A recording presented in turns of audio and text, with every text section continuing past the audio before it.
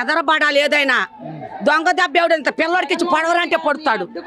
దొంగ దెబ్బ తట్టుకోలేకపోయారు తట్టుకోలేక అది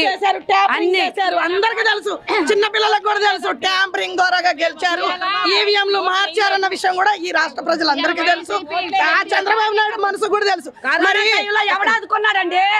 ఎవడన్నా వచ్చి ఒక 500 ఇచ్చాడా ఒక కేజీ బియ్యం ఇచ్చాడా కరోనా టైంలో 3 సంవత్సరాలు కరోనాకి రికార్డు సృష్టించాడు అది గొప్పతనం జగన్ అంటే